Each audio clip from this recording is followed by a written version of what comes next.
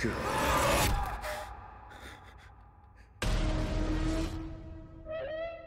비 내리던 밤, 낯익은 그곳, 붉게 물든 피아노, 날카로운 비명, 악몽 같은 기억. 나는 절대 미치지 않았다.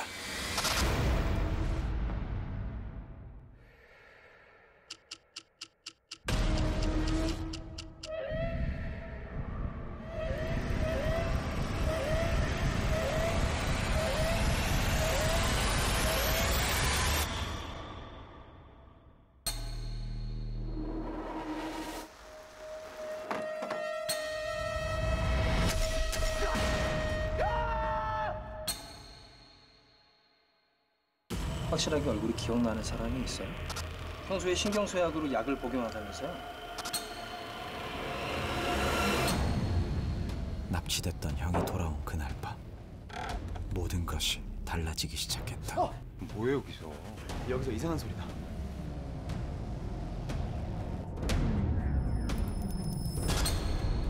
형, 어젯밤에 어디 나갔다 온 거야? 그 새끼가 뒤에 따라붙었어요.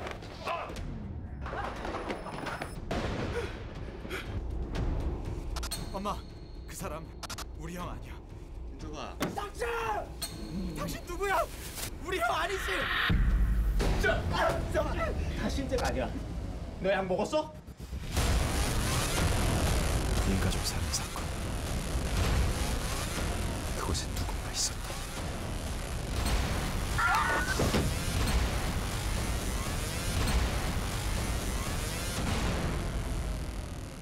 고작 그게 궁금해?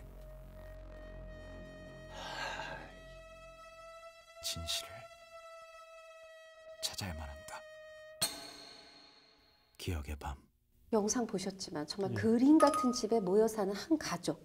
한 방을 쓰는 형인데 친형이라는데 뭔가 내 형 같지 않은 기분. 어머니, 아버지도 뭔가 내 가족 같지 않은 그런 기분. 영화 보는 내내 그렇게 묘한 기분이 제 몸을 감싸는 것 같은 그런 영화였어요.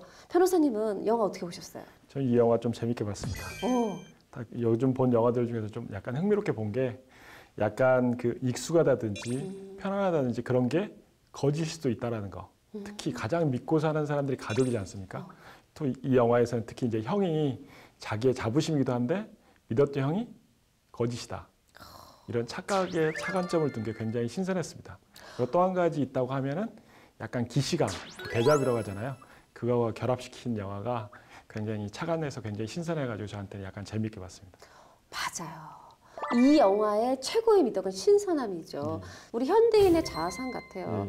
되게 익숙한 공간, 익숙한 시간, 익숙한 장소, 익숙한 상대가 우리의 뒤통수를 칠 때가 너무 많고 우리가 현대인의 고독이라고 하잖아요. 되게 쓸쓸하고 그럴 때 혹은 쓸쓸하다 못해 두려운 순간순간들이 있잖아요. 그런 현대인의 자아상을 또 그린 게 아닌가 그런 생각도 들고 이 기억의 밤 좋게 보셨는데 이 영화를 통해서 다뤄볼 집중 탐구해볼 죄는 그 제목은 무엇입니까? 영화에 가장 크게 흐르고 있는 죄가 있습니다. 딱 반전되는 때가 되지 않는 때 딱 흐르는 게 있는데 그게 감금입니다. 그 전에는 감금되어 있다가 또 반전이 될 때 감금이 풀립니다. 이게 핵심이어서 감금죄를 다뤄볼까 합니다.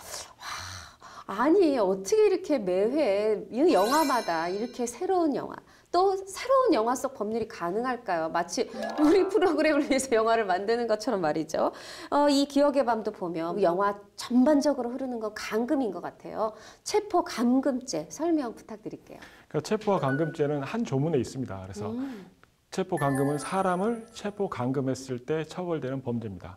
이게 이제 사람을 불법으로 적법하게 체포 감금하는 게 아니라 불법으로 체포 감금해서 신체의 자유를 제한할 때, 침해할 때 이 처벌하는 범죄가 체포 감금죄입니다. 이 기억의 밤을 통해서 이 체포 감금죄를 좀 더 구체적으로 알아보기 전에 이 감금에 대해서 조금만 더 구체적으로 얘기해 주시면 이 법률에 대해서도 이 영화에 대해서도 시청자 여러분이 이해하시기가 좀 더 쉬울 것 같아요. 사례를 말씀드리면은 네네. 가장 일반적으로 있는 게 방에 사람이 있는데 열쇠로 잠근다. 방에 가두는 것이 가장 대표적인 감금입니다. 그리고 그 차가 달리고 있는데 차가 내리고 싶어 하는데 차를 달리면서 안 내려주는 거. 이것도 감금입니다. 또 이제 사다리 타고 지붕 위에 올라간답니다. 올라갔는데 사다리를 치워버린다. 그러면 지붕 위에 계속 있어야 되지 않습니까? 장소적 제한을 하기 때문에 이것도 감금에 해당됩니다. 장소적 제한. 근데 이 영화의 주인공 이 강하늘 씨가 연기한 우리 진석이요.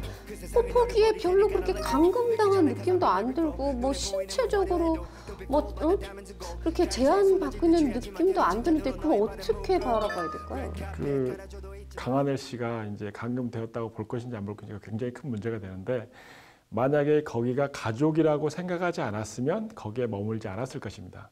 가족이라고 생각하니까 그 범위 내에서 최면을 통해서 한 장소에게 머물게끔 장소의 제한을, 장소의 자유의 제한, 신체 자유의 제한을 하고 있기 때문에 감금이라고 볼 수 있을 것 같습니다. 그러니까 체포는 뭔가 신체적 제한인데 거기다가 장소적 제한까지 두면 감금이다. 네. 제가 제대로 이해했나요? 예, 맞습니다. 아, 손으로 딱 잡으면 체포, 방 안에 가두면 장소를 두고 방에 가두면 감금 이렇게 생각하시면 됩니다. 아주 그냥 정말 쏙쏙 이해가 잘 되는데요. 예를 들어서 그 선녀 나무꾼 옛날 이야기가 있지 않습니까? 네네. 나무꾼이 그 선녀의 옷을 숨깁니다. 그랬을 때 이 나무꾼의 죄는 뭐가 될 것 같습니까? 옷 훔쳤으니까 절도죄? 절도죄만 되는 게 아니라 감금죄가 됩니다. 그 선녀 같은 경우는 부끄러우니까 그 목욕탕, 네. 그런 연못이잖아요. 거기에 이제 못 나오지 않습니까? 장소적으로 제한이 되기 때문에 신체 활동의 자유를 제한하기 때문에 감금죄에도 해당됩니다. 이것도 있을 것 같아요. 원래 하늘에 살아야 되는 사람인데 땅에 비록 땅이 넓지만 땅이라는 장소에 감금한 거 아니에요? 하늘로 못 올라갔어요. 그렇게도 볼 수 있습니다. 역시 이래서 이게 우화가 좋다니까요. 정말 이해가 쏙쏙 되는데 이 얘기하다 보니까 생각난 거. 이게 나무꾼이 처음부터 이렇게 훔치려고 한 게 아니라 저 옷 훔쳐 이러고 알려진 사슴이 있었잖아요. 네. 그럼 이 사슴도 나쁜 거 아니에요? 이 사슴은 무슨 죄로 처벌되나요? 사슴이 처벌될 것 같아요? 아니 살인에도 교사가 있듯이 절도 교사, 감금 교사를 했잖아요 지금. 그러니까 사슴 같은 경우는 봤을 때 그 절도 교사, 감금 교사가 될 수 있을 것 같지만 형법에서 처벌하는 건 사람의 행위입니다. 사슴은 사람이 아니기 때문에 처벌받지 않습니다. 예를 들어서 개가 가다가 요즘 반려견이 사람들 무는 경우 많이 있지 않습니까? 그렇게 물으면은 개를 처벌하는 게 아니라 개 주인을 처벌합니다. 주인이 관리를 잘못해서 다른 사람을 물었을 때는 과실치상죄로 주인이 시켜가지고 물었다면 주인에게 상해죄로 처벌되지 개가 처벌돼가지고 뭐 감옥에 교도소에 개가 갇히는 경우는 없습니다. 그걸 생각해 보면 사슴이 처벌되지 않는다는 건 알 수 있습니다. 오늘 뭔가 이렇게 탁탁탁 제가 한 주 쉬는 동안 머리가 좋아졌나 아주 이해가 잘 되는데 자 그러면 또 하나 또 다른 차원으로 질문을 드려볼게요. 뭐냐면 자 여기서 보면은 신체 활동을 제한한다 그랬어요. 근데 만약에 원래 못 움직이는 사람이야. 원래 신체 활동이 없는 사람을 감금했다. 이거 감금죄 됩니까? 예를 들어 잠을 자고 있는 사람, 그런데 방을 가뒀다. 또 그리고 또 정신병자, 신체 활동의 자유가 있긴 한데 약간 잘 안 움직이지 않습니까? 그런 사람을 가뒀을 때도 감금죄가 됩니다. 이게 잠재적 자유, 장소를 옮길 잠재적 자유를 제한하기 때문에 감금죄가 됩니다. 근데 이제 막 태어난 아이 있잖아요. 막 태어난 아이는 신체 활동에 자유가 없잖아요. 계속 누워만 있으니까. 이런 것 같은 경우는 가둔다고 하더라도 문을 잠근다고 하더라도 감금죄가 성립되지 않습니다. 아니 요 대목에서는 조금 법이 서운하네요. 아니 아이도 좀 있으면 커가지고 신체 활동의 자유가 생길 텐데. 좀 크면은 감금죄가 됩니다. 근데 당장은 안 된다. 태어난 막 제가 조금 또 이게 서당계 3년. 현재적인 일에 대해서 법이 적용한다는 거죠. 이게 그죠. 미래이기 때문에 네네네. 역시 또 그렇구나. 자 그러면 또 하나 여쭤볼게요. 거기서 보면 우리 김무열이 연기한 이 형 유석이 네. 이 괴한에 의해서 탁승합체에 쳐넣어져요. 그럼 어디론가 사라져요. 자 그럼 이거는 신체를 잡았으니까 체포입니까? 어떤 승합차라는 공간 안에 갇혔으니까 감금입니까? 체포 감금죄입니다. 둘 다다. 여러 명이 했으니까 공동 폭력보호 체포 감금죄가 성립될 것 같지만은 뒤에서 보면 아시겠지만은 이 체포 감금이 적법합니다. 그렇기 때문에 이 사람들에게 체포 감금죄가 성립되지 않고 그 김무열 씨 그분이 이제 반항하면서 때리잖아요. 네. 적법 공무집행에 대해서 이제 폭행력을 행사했기 때문에 공무집행 방해가 성립될 수도 있습니다. 방해죄가. 아, 그렇구나. 자, 그래도 또 제가 여기서 멈출 질문이 아니죠. 요즘 영화 보면은 뭔가 사적 복수들이 많아요. 제가 오늘 그 이제 홍 기자의 볼만한 영화에서 소개해드릴 그 영화들에도 사적 복수가 있는데 이 영화에서 이 유석도 또 공공기관의 힘을 빌리지 않고 사적 복수를 감행하거든요. 이거 현실에서는 무슨 제목으로 어떻게 처벌됩니까? 범죄 형태에 따라 달라지겠지만 원칙적으로 이제 법에 있습니다. 자력구제 금지 원칙이라고 해서 사적 복수를 금지하는 내용이 있는데 어떤 사람들은 이 사람이 범인이니까 가둔 것 자체가 체포, 현행범 체포에 해당되지 않을까라는 생각하실 분도 있겠지만은 현행범은 범죄 실행 중인 자 또는 실행 직후에 있는 자가 현행범입니다. 지금 이제 범죄한 지가 20년이 아마 넘었을 거예요. 그렇기 때문에 현행범도 될 수 없습니다. 설령 이 사람이 현행범이라 하더라도 바로 체포했으면 그 수사기관, 검찰이나 경찰에 인도해야 됩니다. 그렇기 때문에 사적으로 감금하는 것 자체는 불법이어서 처벌될 수밖에 없습니다. 근데 영화에서 보면은 이 이제 진석이 막 물고문처럼 보이는 거 막 무슨 뭐 전기 고문 막 뭔가 고문당하는 듯한 또 장면도 나와요. 이게 꿈인지 현실인지도 잘 모르겠지만 그래서 저는 언뜻 이 사람이 지금 어디 뭐 옛날 안기부 뭐 아니면 옛날 구악 경찰한테 끌려갔나 막 이런 생각도 했는데 이게 만약에 민간에 의해서 이런 식의 물고문, 전기고문이 행해진다. 이건 또 어떻게 처벌됩니까? 중간금죄로 처벌되는데 조문에 있습니다. 감금한 상태에서 가혹행위를 하면은 중간금죄로 처벌. 중간금죄. 예. 근데 보통 물고문을 한다든지 비닐을 집어 씌운다든지 하는 행위가 나오는데 이런 것은 중간금죄에 해당되고 그런 행위를 통해서 그 감금된 사람이 상해를 입었다. 그러면 감금죄로 처벌되면서도 상해죄로도 처벌됩니다. 저는 막 흥분하면서 질문하는데 변호사님이 차갑게 질문하시니까 기분 조금 묘한데 또 영화에 보면 이런 게 있잖아요. 어떤 꼬마가 있는데 이 꼬마가 어떤 아주 슬픈 가족사를 당하죠. 이 슬픈 일을 당할 때는 1997년이에요. 이 관련된 범죄가 살인이다. 그리고 지금 20년이 지나서 그 살인자를 내가 만약에 만났다. 그 사람을 내가 감금했다. 이거 어떻게 또 처벌되나요? 감금한 사람이 처벌됩니다. 그 당시 1997년도에 살해한 경우는 죄 몫이 법정형이 사형 또는 무기 5년 이상의 징역에 처한다기 때문에 사형에 해당하는 죄의 공소시효는 15년입니다. 2007년도에 법이 바뀝니다. 공소시효가 25년으로. 그런데 거기에 이제 경과 규정에 그 전에 범한 죄는 그 전에 공소시효에 따른다 했기 때문에 1997년도에 살인을 했다. 그 살인자는 15년의 공소시효가 적용되기 때문에 2000년이 되면 공소시효가 완성돼서 검찰은 불기소 처분합니다. 잠깐만요. 그럼 아까 사적 복수하지 말고 이렇게 잡아가지고 경찰에 넘기라고 그랬는데 그럼 지금 이 사람은 잡아가지고 넘겨봤자 2012년에 이미 공소시효가 끝났어요. 예. 그러면은 뭐 데려다줘도 이 사람 처벌 안 되네요? 예, 처벌 안 됩니다. 아니 그러니까 안 되니까 사적 복수를 했네. 그래서 이제 그런 살인자들이나 범죄자들이 그래서 산에 가서 숨고 도망다니고 하는 게 공소시효 완성을 위해서 도망다니고 그렇습니다. 아니 이 얘기를 들으니까 내가 진짜 우리 유석이 마음을 아주 더 잘 알겠네요. 이거 좀 아쉽네. 이게 어떤 영화 속에서 자막으로든 대사로든 이런 배경을 설명해 줬으면 우리 유석이의 이 행동에 대한 이 설득력이 더 커지고 관객이 좀 공감할 수 있었을 것 같아요. 그러니까 영화에 설명 안 해주니까 이 프로그램에서 설명해주고 있습니다. 예. 우리 프로그램을 위해서 영화가 안 했나? 그런 것 같습니다.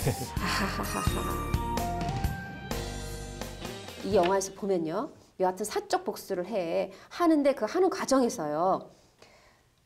최면을 걸어가지고 어떤 결정적 증언을 뽑아내려고 해요. 물론 영화에서는 그 결정적 증언을 못 뽑았지만 만약 현실에서 경찰이 검사나 형사가 최면에 의해서 결정적 증언을 얻어냈습니다.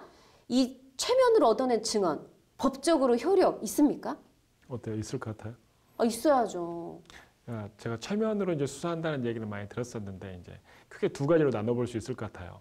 가해자를 최면으로 해서 이제 자백을 받는다든지 기억을 되살리는지 하는 게 곧 증거로 사용할 수 있는가, 곧 피의자, 피고인의 최면으로 해서 할 수 있는가 안 될 겁니다. 증거 능력이 없을 겁니다. 근데 이제 피해자 피해자가 기억을 잘 못하는 부분을 최면으로 기억으로 되살린 다음에 그 장소를 찾아간다든가 또는 뭐 어떤 물건을 찾는다든가 하는 것은 최면 자체가 문제가 되는 게 아니라 찾은 거 기억 자체로 뭘 하는 것이기 때문에 그것은 문제가 안 될 텐데 최면에 의한 수사로 어떤 사람을 처벌한다, 그걸로 직접적인 증거를 처벌한다라는 것은 처벌되기가 쉽지 않을 것입니다. 특히 이제 사람들이 많이 알고 있는 것 중에 거짓말 탐지기로 그쵸, 거짓말 탐지기. 하면 이게 증거 능력이 있는가라고 물어보는데 엄격한 요건 하에서만 인정되는데 그 엄격한 요건이 현실적으로 달성하기 굉장히 불가능한 요건이기 때문에 거짓말 탐지기에 그 증거 능력은 없다라고 보면은 일반적으로 맞습니다. 없는데 왜 할까요? 근데 보통 이제 정황이라든지 심증을 하는 데서는 심증상 또는 이제 정황상 약간의 뭔가는 플러스는 되겠지만 그 자체로는 증거 능력을 갖기는 힘듭니다. 네, 자, 그럼 봅시다. 이 영화에서는 물론 공소시효가 지나 버렸지만 현실에서 아직 공소시효가 지나지 않았어요. 근데 그 범인을 잡았어. 잡아가지고 이 사람한테 뭐 어떤 뭐 위협을 가하든 뭐 최면을 쓰든 어떻게 해가지고 이 사람이 결국 자신의 범행을 자백하게 했어요. 이거 자백하면 이 사람 처벌됩니까? 처벌될 수도 있고 처벌 안 될 수도 있습니다. 어떤 경우에 처벌되고 어떤 경우에 안 돼요? 자백이 유일한 증거일 때, 지금 같은 경우는 사건이 한 20년 넘게 지났지 그쵸? 않습니까? 다른 증거가 없잖아요. 자백밖에 없으면 자백 하나로는 그 사람을 처벌할 수 없습니다. 그러니까 자백 보강 법칙이라고 말하는데 피고인한테, 피의자한테 불리한 증거가 유일하게 자백밖에 없다. 그러면 처벌할 수 없습니다. 이 자백을 담보할 정황 증거라든지 뭐 간접 증거가 있어야지만이 자백을 보강해서 이 사람을 처벌할 수가 있습니다. 영화를 되게 이 영화를 재밌게 봐서 그럴까요? 진짜 다른 어떤 회보다 정말 쏙쏙 이해가 잘 되고 그래서 법률, 감금죄에 대해서도 잘 알겠고 기억의 밤도 더 새롭게 느껴지면서 더 재밌게 느껴지는 것 같아요.